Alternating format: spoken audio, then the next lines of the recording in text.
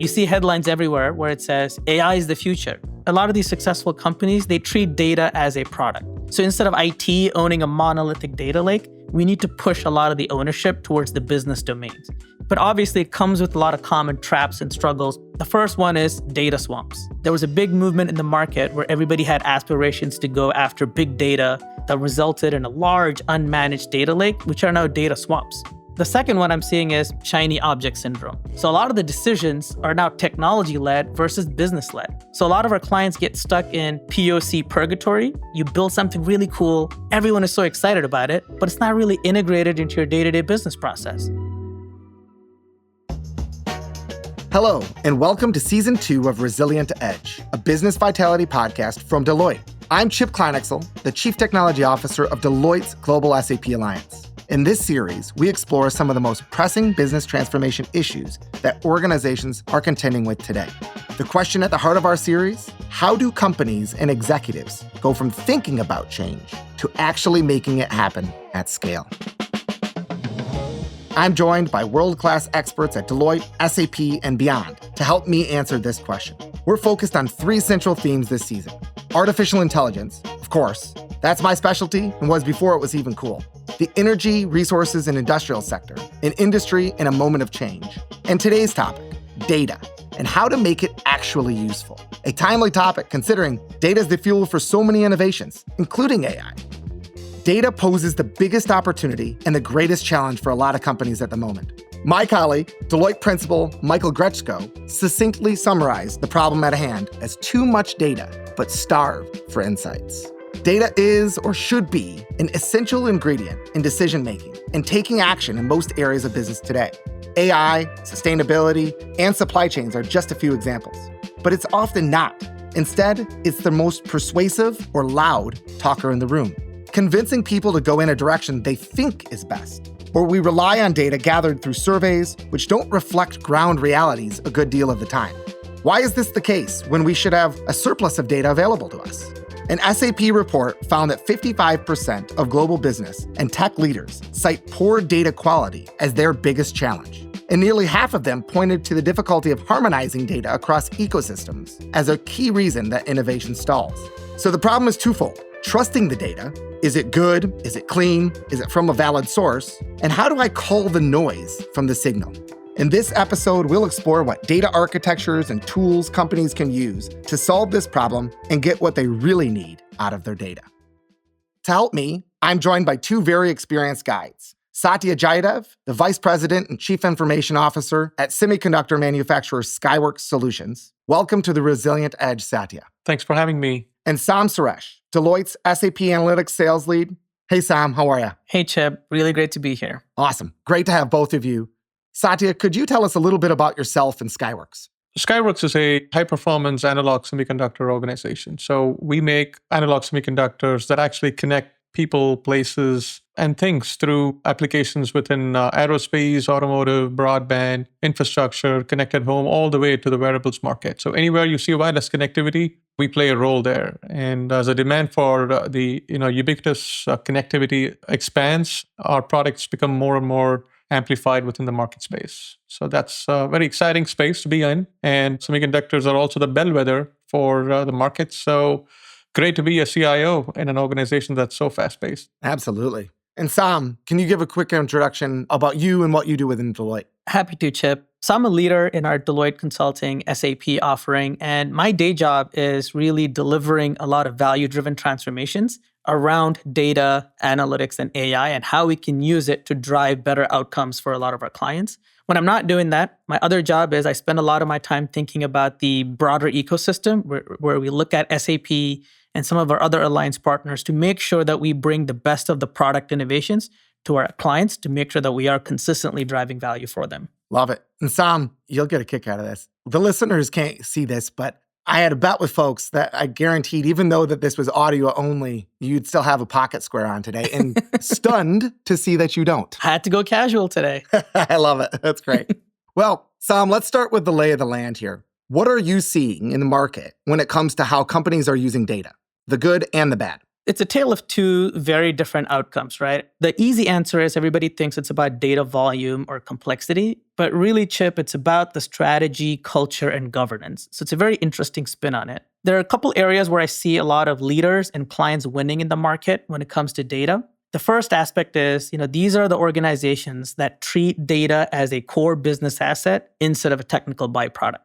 And that requires a mindset shift. You're building systems that act on data rather than building a system that just displays data. So we got to move away from that.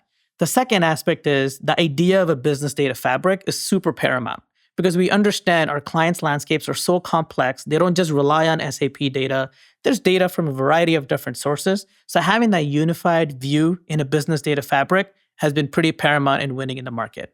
And the third aspect is a lot of these successful companies, they treat data as a product. So instead of IT owning a monolithic data lake, we need to push a lot of the ownership towards the business domains. But obviously, it comes with a lot of common traps and struggles, which I'm sure you've also seen. The first one is data swamps. There was a big movement in the market where everybody had aspirations to go after big data that resulted in a large unmanaged data lake, which are now data swamps, where most of the folks are spending their time wrangling data and finding clean data rather than using it. The second one I'm seeing is, which I love, is the shiny object syndrome. Right? You see headlines everywhere where it says AI is the future. So a lot of the decisions are now technology-led versus business-led. So a lot of our clients get stuck in POC purgatory, right? You build something really cool. Everyone is so excited about it, but it's not really integrated into your day-to-day business process. For example, it doesn't really change how an inventory planner makes a decision in S4 using an AI insight. And the last piece, which I think, I'll keep bringing this back, is what I call the last mile problem of anything related to data, which is really, you may have great solutions, you may have a great strategy, but if you're bad at solving the adoption problem, where people aren't following or adopting the solutions, that's going to make it very, very difficult for you to really embrace and implement a holistic data strategy.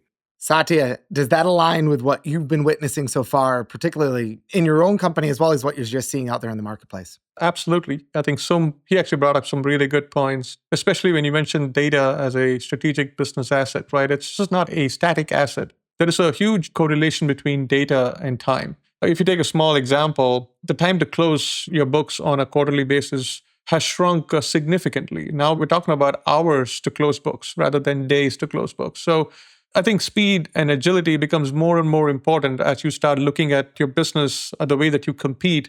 And so data has a profound effect on that. And the importance of good, clean data is more important. A decade ago, we said we need to democratize data. Data is important. And then we said we need to democratize analytics. IT should be a toolbox. Anybody should be able to use a tool. And now we're saying we need to democratize AI and all that. So democratizing, as we start opening the aperture for the business to also become a part of IT and IT to become a part of the business, the most important ingredient there is data. That's the one that actually helps business to make decisions, to kind of run things faster, more nimble. So to me, AI is only half the game. Data is the other half, right? And getting these two together is extremely critical. And I think as the use of technologies such as SAP and the combination of these, as we build our own modern data estate, going away from a very monolithic architecture becomes extremely critical for organizations, as that is, to me, the holy grail of where decisions are being made. A couple of things you said that really resonate. First is speed and agility. It's funny. For ages, we would say real-time insights, but we all knew it wasn't truly real-time. Well, in the world of AI, we're as close as we've ever gotten to that. But the only way you have real-time insights is if you have good data and good access to the data that you have, right? And then, Satya, your point of AI is only half the equation, data is the other. I look at it as, and I think you're spot on, I think there's the companies need the modern applications and processes to be able to transact in a way that they can leverage AI. They need the data and easy access to it so that they can actually get good outcomes with AI, and then AI to sit on top. If you don't have all three of those things together, you're going to struggle a little bit. And so really, really good stuff.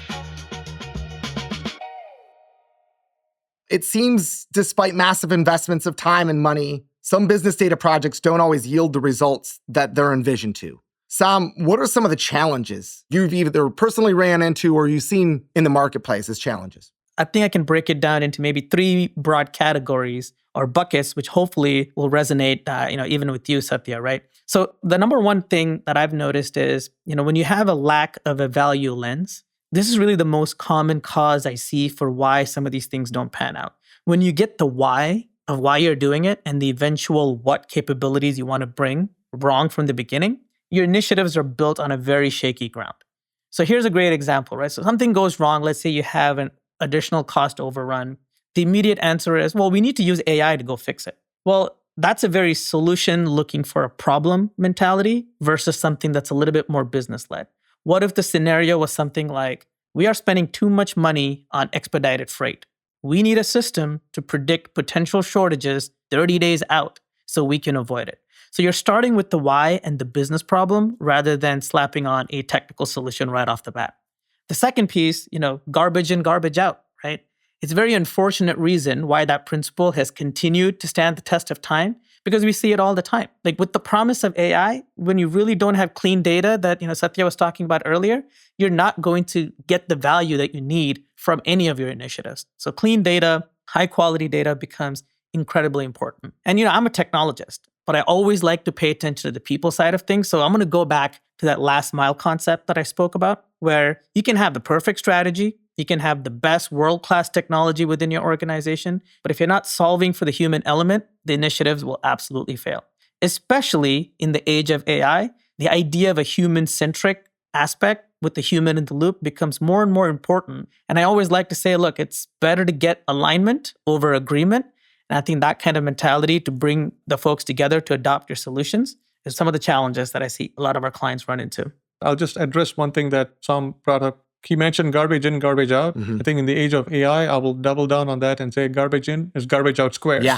Right? I think it's very important to know that the quality of data determines in the quality of your AI models or your ML models that you build. You feed it bad data, it's going to multiply several times the output that you're going to get. In the age of AI, right, every nail looks like an AI nail, especially when you have an AI hammer in your hand. There's a very inherent run towards AI to fix things that we wouldn't have thought about AI to fix. Satya, how do companies like yours look to harness the data you have?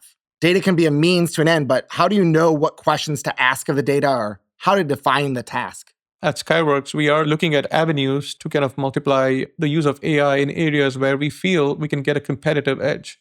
Our AI strategy is actually three-pronged. It is productivity, differentiation, and disruption, the way that we see it. And we're very clear in terms of what goes into what bucket and how do we classify that and how do we look at projects, how do we look at ideas. We have a good intake process today where we get a lot of good ideas coming into our organizations, primarily by a lot of folks, our engineers, and our operations folks are very good about thinking outside of the box because the high-tech industry is very nuanced. And I think the brain power that we have is just amazing in terms of how people think about their own work and think about how their products can be a whole lot better. So those ideas, when they come through, we're looking at how we could use AI or build ML models that can help make our products a whole lot faster, a whole lot better. Can it be a force multiplier? Can one engineer be 5 engineers? Can 10 project managers be 20, 50 like a project manager? So I think the force multiplication is true, and it's truly a game changer the way that we see, especially in the agentic world. And then on the other side, we are also a manufacturing house. So we want to understand how can we make our products better? How can we reduce the time to market? What can we do that can give us a more competitive edge, right? Circuit designs today are also driven or powered by AI. There is also an inherent need to kind of power our own supply chains to use AI effectively. There's a lot of gravity towards quality data. Data hygiene is extremely key for us. And the good thing for us is that we got some of our foundational transformation done. So our processes are harmonized, single instance of our ERP systems already in place. So the importance is to harness this data, is to create that single source of truth, which is extremely critical for us. And once you have that, right, then now moving towards what we need to do or exposing that to our own data scientists, to our own business becomes critical for us. And that's where we are in the business of. We were lucky that we kind of got into this game early on, because we knew that in order for us to scale the peak, you got to go, step by step in terms of how we wanted to get there. We want to make sure that everything came together in terms of getting our process towards making effective decisions using good, clean data powered by our AI ML models. And so it's all coming in terms of how we can harness all of that together. I love it. And as you said, garbage in can be garbage out squared if you don't have good data hygiene. We're going to need some t-shirts made. That's right. I actually mentioned this to our engineers, and they said, well, the square root of garbage in is garbage out, and then it got into a very hairy spot. Yeah, that's when we get to be too nerdy. So how do you turn operational data into revenue-generating products or insights? What are the ingredients you need?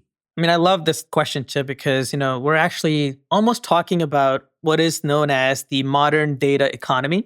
So think of this as we're now shifting our mindset from thinking of data as a cost center to now data as a profit center, which is a significant shift for a lot of our clients. And in fact, I would say SAP was thinking about it the same way as well. And that's why we're seeing a lot of buzz around their latest product, SAP Business Data Cloud. We really think it could provide the recipe that brings a few key ingredients together to really make this happen. And, to make it really easy, the way I'm going to look at the key ingredients is you're going to need the raw material. You're going to need some of the building blocks. You're going to need an engine that makes all of these things work. And then you're going to need the catalyst that will really pour the fuel into the fire. In terms of the raw material, if we go step by step, think of this as, the unified and harmonized data fabric that not only includes your S4 data, but also your LOB apps, data from sensors, non-SAP data. And obviously with BDC, SAP is introducing the idea of managed data products. So it makes it very easy from a data ingestion standpoint. And the zero copy concept that they have introduced with BDC really allows you to reduce the number of copies of that data. So it's really one trusted source that everybody can use. And you get that business context, meaning a customer in my SAP S4 is a customer in BDC, and it's a customer in my AI model. Those are the raw materials that kind of make all of these things work. The building blocks, so it's really moving to shifting from a data as a service to a data as a product concept. It's a big game changer that will really accelerate value from a lot of data and analytics programs. So within BDC, SAP is going to provide a managed way to get your trusted data products where you can now spend most of your time driving insights, reasoning, and taking action rather than building all these complicated pipelines and wrangling all that data.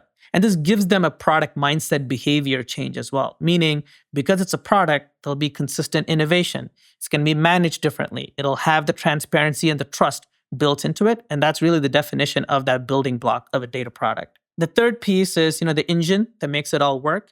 I'm so glad we can now finally graduate from simply displaying data to actually taking actions and maybe even reasoning with it or talking to it. And the engine really here is some of the advanced analytics and AI capabilities that are now part of BDC. And the last piece, the catalyst, is, again, all the data and the AI use cases, they're not really helpful if you don't have that business semantics. And I think that's really where, BDC's good value proposition here is it actually understands the nuances and the context of an SAP end-to-end process. I mean, BDC will actually understand the difference between an SAP sales order and a delivery note and all the associated data structures and the implications of leveraging some of that data structures within SAP.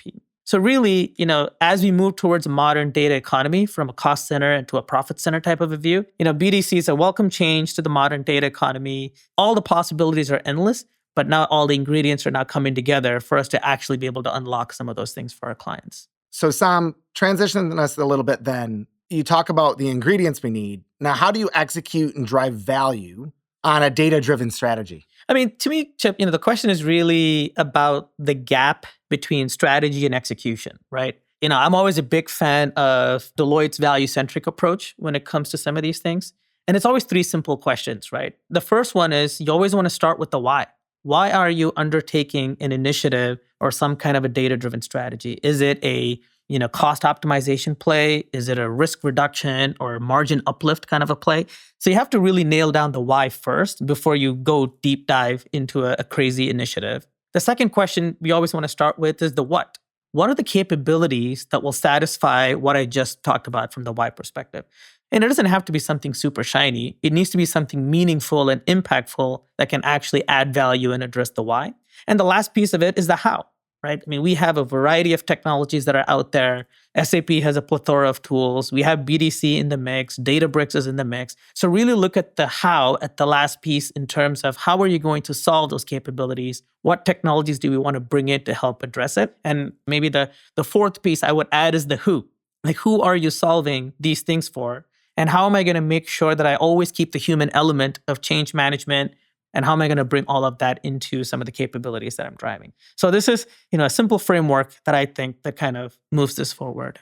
I like it. And maybe to summarize it, you can't be tech looking for a problem. You can't be a hammer looking for a nail, right? It's what is the business outcome you're trying to strive for? Satya, can you tell us a little bit about Skyworks' partnership with Deloitte and SAP? Walk us through the implementation and the results it yielded, if you don't mind.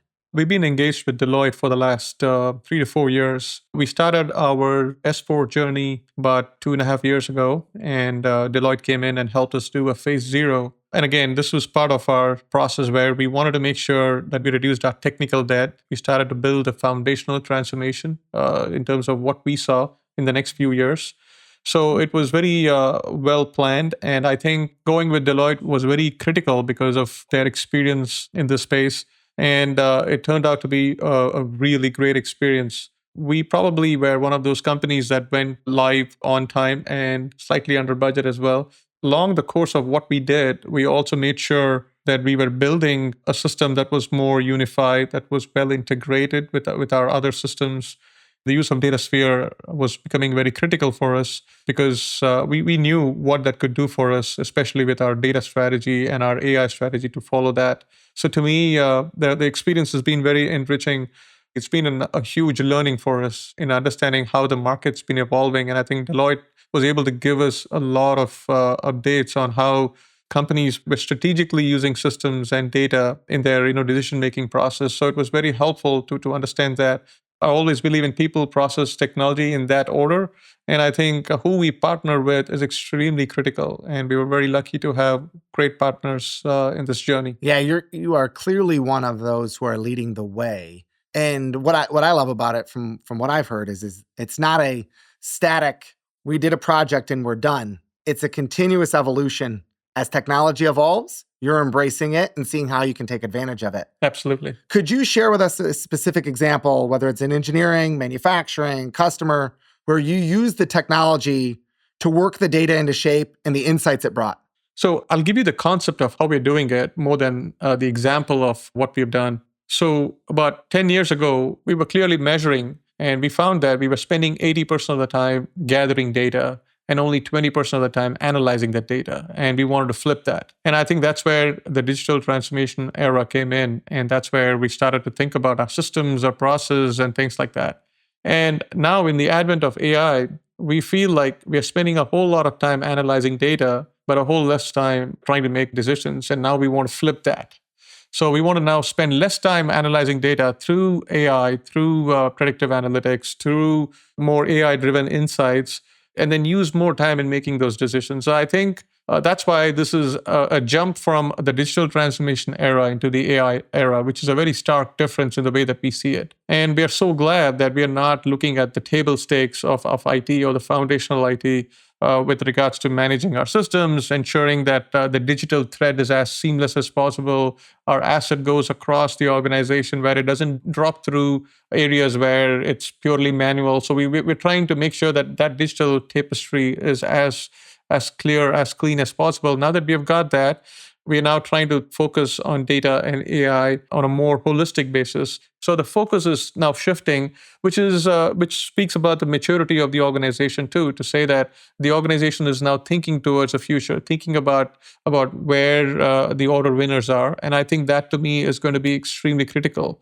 We're now thinking about, can we do a touchless quarter end close, right? That's one example. Can we look at all the images that we get from our machines and see if we can detect problems faster? Can we proactively fix those ahead of time? Those are some of those projects that we continue to work on. And we want to make sure that's where the effective use of AI comes into play. But that's only successful if the data is as solid as it can be, as clean as it can be. So these are some things that we are still working on. The age of gathering data is is pretty much gone. It's now as short as possible. The days of analyzing that data is also kind of gone too, where AI helps you do that. It's all about making decisions and making sure that the authenticity of those decisions or the hygiene of those decisions gets better and better and better over time. And I think that's where Skyworks is focusing on with all the data that we've got. I love how you said it in a really simple framework, which was you went from gathering data, automating those activities, to then analyzing data, now streamlining and automating those activities. So now you're spending your time actually taking what you get from the analysis And making decisions. to actually make the best decisions you can make. Correct. It's a great way to say it. Sam, what about yourself? Do you have any specific examples, whether it's engineering, manufacturing, customer, where you're seeing the technology be used in insights to really drive value? Absolutely, Chip. There's a lot of use cases that are out there that our clients are doing, but given where we are from a market and an economy standpoint, there's a couple of patterns that really stand out. A lot of our clients are using data and technology to drive insights around, one, margin uplift. What can I do to help get a better margin for my organization? The second area that's top of mind for them is, what do I do and get a better cash flow? Like, how do I make sure that I can have more of my cash on reserve? Because that's really a top of mind for a lot of our clients. And the third piece for some of our heavy industries is around, what's the best way to utilize my asset and my inventory? So some of these use cases really are at the forefront, if you will, of where data and technology can really shine together. Satya, how do strategic data use and predictive analytics help innovative and fast-paced companies like yours prepare for the future? I think the importance of data that we spoke about is extremely key when it comes to engineering design. It also is key when it comes to operational automation and things like that, because think about this, right? There are, cycle time for products to get to a phase where it can be sent to mass production is pretty long today. And we are now trying to see, how can we shorten that? How can we shorten months to days and days to hours? So those things are going to be extremely important. I think we know that if we can do that, then opportunities can pop up everywhere. Through the effective use of AI and data, we could have a huge impact on our top line growth of the organization. That's an area that we are focusing all the time. And then now that we have designed this product, how do we operationalize that? How do we mass produce that? How do we reduce the time to mass produce it? How do we improve the quality of those products as we mass produce it? Right? All of those, if you see the root of all of that, it comes to how well do we have that data structured and how well can we apply machine learning and AI to that. And I keep talking about machine learning and AI because that's a game changer. We all know that we're all past the hype cycle. We're all past the point where we feel like there is true value in it, but how do we carefully and how do we harness the potential in a way that is, we have to think from AI to ROI. Because the age of experimentation is over. We've all done that. And now it's all about how do we operationalize quickly. And I think that's where the secret sauce is. And I think that's where Skyworks is working hard in terms of trying to make sure that we get to that phase of our maturity process. The most important thing that we see, Chip, is we've got a number of folks in the business now who are plugged into our data. A number of folks who have access to that data who are now trying to build models in machine learning models. We have a great team within our own technology and manufacturing group that is harnessing that data. They're building models as we speak. And I think that, to me, in the next few months, 2 years, is going to be a game changer. I feel that will give us a competitive edge. And as I mentioned in the beginning, right? It's an absolutely fantastic time for a CIO, for a transformational CIO, and an absolutely horrible time for an operational CIO. So I think if you're a transformational CIO, you're going to be enjoying this time because you have the ability to kind of change gears. You have the ability to drive into a transformation of sorts for your organization. But if you're going to be an operational CIO sitting and waiting for very reactionary things to happen, it's not going to kind of move the needle for you. So I think this is how we see it. This is how we see the evolution. Like I said, the focus is not on our systems. The focus is on our data and our AI at this point in time. And I think that is going to help us open a world of opportunities in terms of what we see. Yeah, and I do agree with you. Those who are transformational in this era are going to succeed. I said this earlier, you can't be static. It cannot be something where we're going to go do something over a period of time, have a technology capability, and we're going to set it and forget it and just use it. It doesn't work that way anymore. The technology evolves so fast, and you have to have an architecture that allows you to change, and you have to have a mindset that has your organization willing to change with it. Both of you, thank you so much for the time here. I feel like our listeners won't be able to say that they have too much data and not enough insights after this fantastic discussion. For a bit of fun, Satya, Sam, if you could get perfect data to answer any question you wanted the answer to, what would the question be? Sam, let's start with you.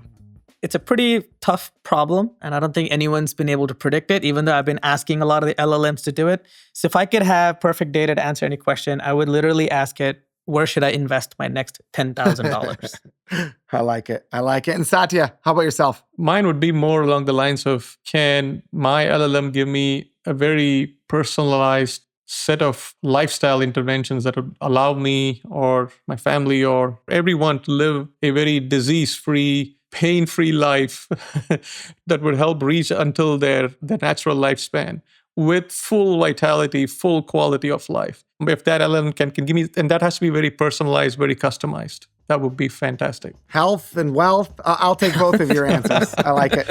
Thank you so much to my guests, Sam, Suresh. Sam, thank you. Thank you, Chip. And Satya Jayadev, Vice President and Chief Information Officer at Skyworks Solutions. Satya, thanks so much for joining us. Thank you.